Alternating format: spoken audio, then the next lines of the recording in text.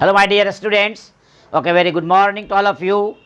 तो हम लोग आज फिर कैपेसिटेंस ऑफ पैरेलल कैपेसिटर को आगे बढ़ाते हैं। डिफरेंट केसेस चल रहे हैं। पिछले लेक्चर्स में आपने देखा होगा कि कैपेसिटेंस ऑफ पैरेलल कैपेसिटर को पढ़े थे, लेकिन विद डाइलेक्ट्रिक स्लैब हम जब इंट्रोड्यूस कर दिए थे बिटवीन द प्लेट्स, तब हम लोगों ने उसका एक्सप्रेशन डिराइव किया था, जो काफ़ी इम्पोर्टेंट था फॉर एग्जामिनेशन। आज हम लोग उससे एक कड़ी आगे बढ़ते हैं, फिर निकालते हैं capacitance of parallel plate capacitor with conducting slab introduced between the plates of capacitor. यानी आज हम लोग डाइलेक्ट्रिक स्लैब की जगह कंडक्टिंग स्लैब रखकर तब कैपेसिटेंस निकालेंगे। कैपेसिटेंस चाहे किसी भी तरह निकालें, किसी भी शेप के कैपेसिटर का निकालें, एक ही फंडा है कि कैपेसिटेंस C = Q/V। यानी हम दोनों प्लेट के बीच पोटेंशियल डिफरेंस निकाल लेंगे और बाय डिफिनीशन C = Q/V, उसमें V का मान पुट कर देंगे, कैपेसिटेंस का वैल्यू निकल जाएगा। यही कंसेप्ट है। तो हम लोग क्या स्टार्ट किए, capacitance of parallel plate capacitor with conducting slab. Just start करते हैं हम लोग।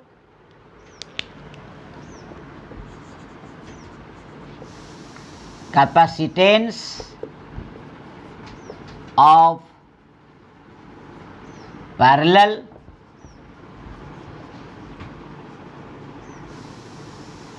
plate capacitor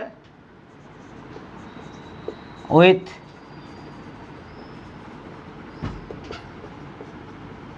conducting slab। एक छोटा सा फिगर बना लेंगे, क्लियर हो जाएगा। ये देखिए आपका पैरेलल प्लेट बना लेते हैं हम लोग। देखिए दोनों एक दूसरे के पैरेलल हो गया। इसी बीच में हम लोग क्या करेंगे, एक कंडक्टिंग स्लैब को इंट्रोड्यूस कर देंगे। देखिए ये आपका कंडक्टिंग स्लैब है, ध्यान से देखेंगे। ये जो प्लेट था इसका सेपरेशन D है और इसका थिकनेस T है, T। ध्यान रखेंगे। हम लोग क्या किए कि इस पर प्लस सिग्मा और इस पर माइनस सिग्मा, X और Y दो प्लेट मान लिए।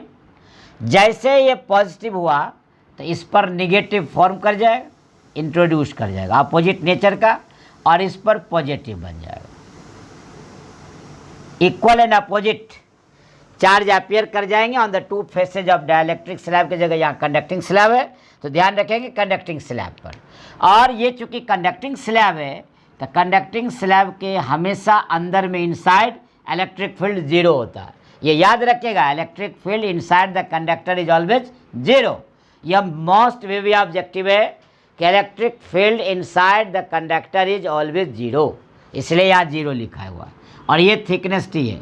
यही आपका जो नाम हुआ, इसका नाम हो गया आपका कंडक्टिंग स्लैब। देखिए फिगर बन के तैयार हो गया।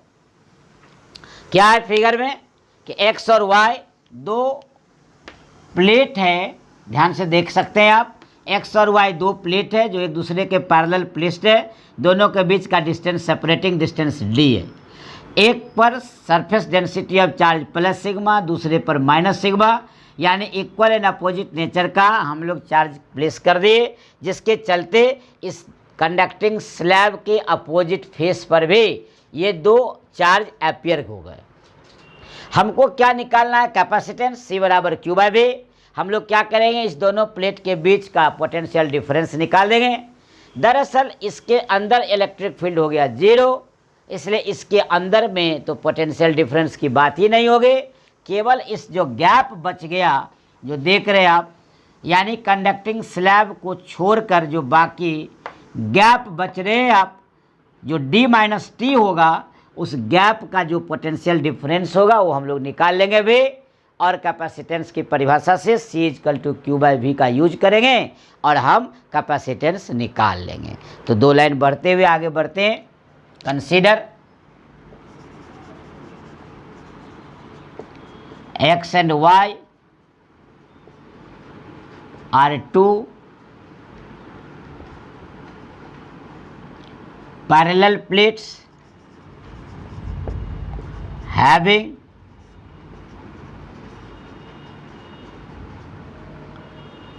surface density of charge plus sigma and minus sigma, full stop हो गया।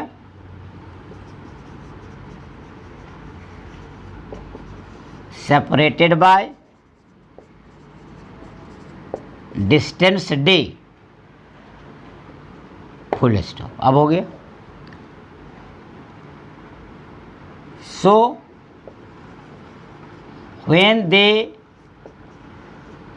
are placed in air or vacuum,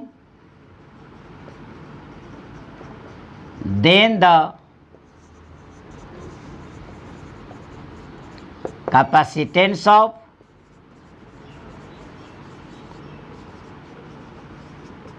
parallel plate capacitor, पढ़े थे आप, C is equal to epsilon naught A by D। तो यहाँ C नॉट कर देते हैं, चूँकि ये हवा में है। ये हो गया इक्वेशन 1। अब क्या किया हम? Now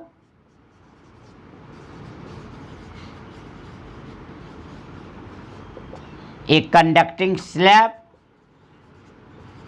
of thickness is introduced between the plates so equivalent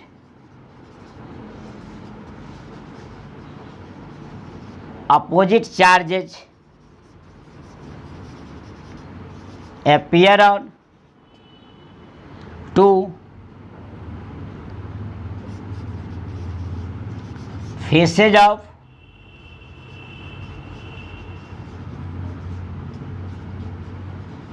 conducting slab. Again,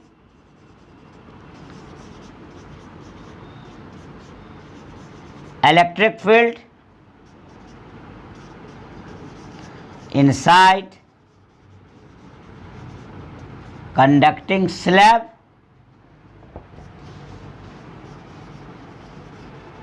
that is conductor. Clear कर दिए कि ये कंडक्टर के साथ, तो electric field inside conducting slab यानी दैट इज कंडक्टर इज 0, यानी E का वैल्यू 0 हो गया अंदर में, फुल स्टॉप कर दिए। So the electric field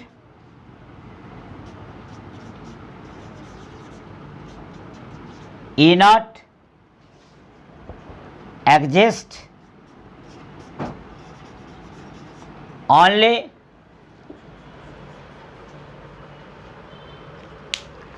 the electric field E naught exists only over the part D minus T. If V be the potential difference between the parallel plates,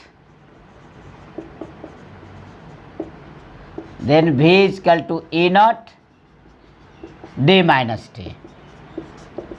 E naught का formula पहले से जानते हैं, sigma by epsilon naught D minus T, यहाँ reference दे देते हैं हम, E naught is equal to sigma by epsilon naught. आगे बढ़ जाइए, sigma is equal to Q by epsilon naught A हो जाएगा, क्योंकि सिग्मा का फॉर्मूला होता है Q बाय A और D माइनस टी। यहाँ भी रेफरेंस दिया जाए, sigma is equal to Q by A।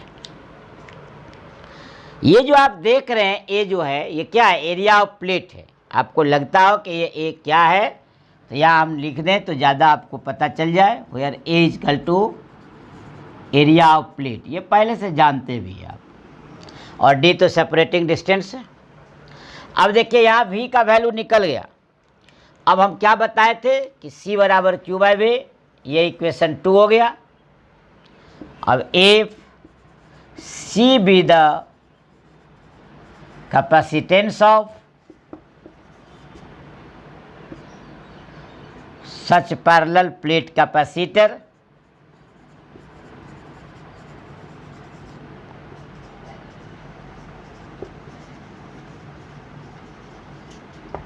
then C is equal to Q by V। Equation 3 हो गया।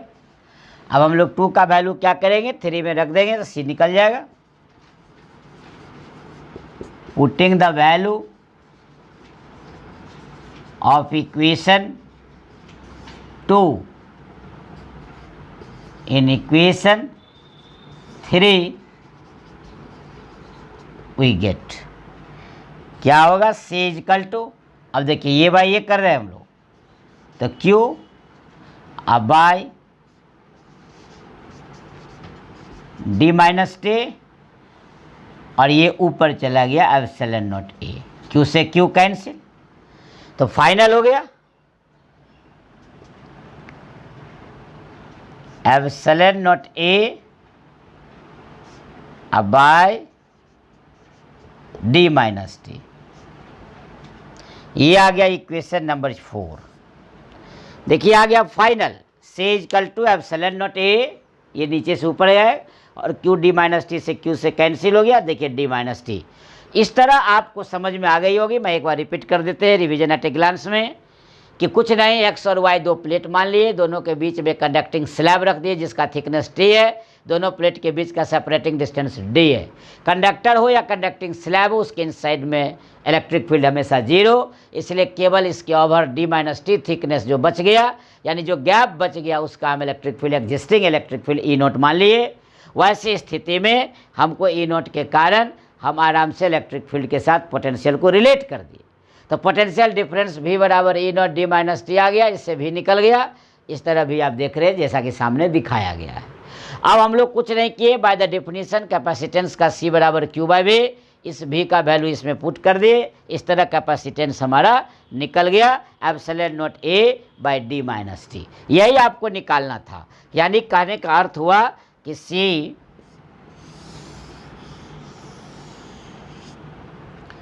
बराबर epsilon naught A D minus T. याद रखिएगा जब कंडक्टिंग स्लैब इंट्रोड्यूस करेंगे बिटवीन द प्लेट्स तब। लेकिन अब रिलेशन निकालते हैं दोनों का, जब बीच में कुछ नहीं था, एयर और वैक्यूम, जहाँ यहाँ लिखा हुआ है देखिए C नॉट बराबर epsilon naught A by D। अब इससे उसका क्या रिलेशन हुआ, यानी हम इसके अंदर स्लैब रखे कंडक्टिंग स्लैब, तो कैपेसिटेंस बढ़ा कि घटा कि चेंज नहीं हुआ। अब इसकी जानकारी के लिए ऑब्जेक्टिव कॉम्पिटिटिव एग्जाम के लिए 1-2 कदम और आगे बढ़ते हैं। 4 जो आया है epsilon naught A D minus T, ये आपका आ गया इक्वेशन 4 से। तो क्या करेंगे, इक्वेशन 4 को रिलेट करते हैं इक्वेशन 1 के साथ, तो यहाँ लिख देते हैं डिवाइडिंग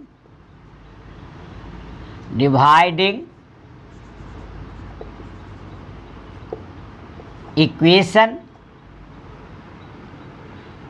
4 अब बाई इक्वेशन 1। इक्वेशन 1 लेंगे, पहला इक्वेशन से डिवाइड करना, तो C by C naught epsilon naught A by D minus T, और वो D by epsilon naught A। Epsilon naught A से एप्सिलॉन नॉट A कैंसिल, तो क्या आ गया final, C by C naught D by D minus T. हम क्या करते हैं, हर एक टर्म में D से डिवाइड कर देते हैं, तो 1 by 1 minus T by D आ गया।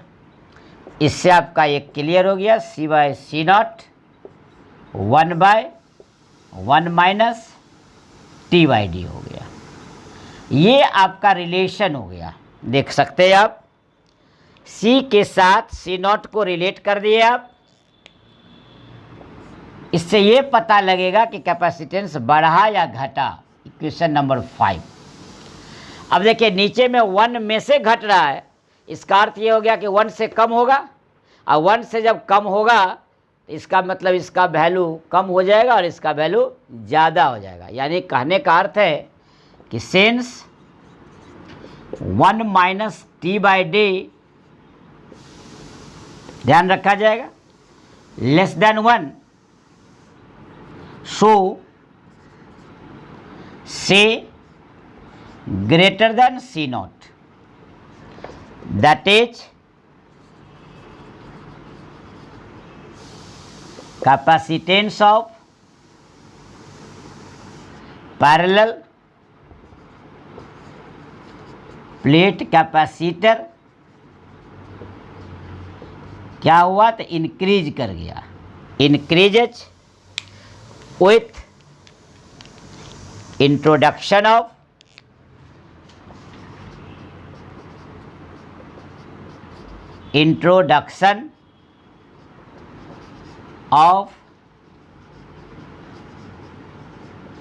conducting slab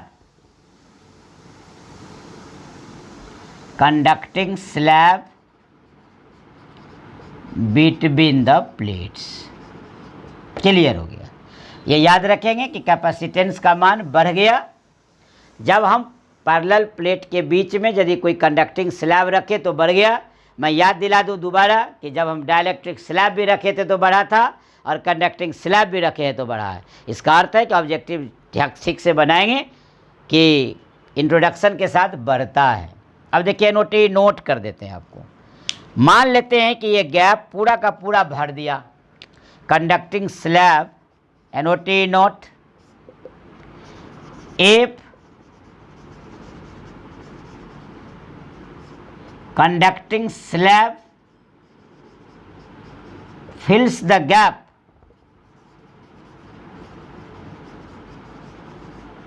completely, ये जो आप देख रहे हैं ये completely गैप को भर दिया, जो आपके सामने दिख रहा है ये देख सकते हैं आप, ये गैप पूरा का पूरा भरा गया, अब ये रहा ही नहीं।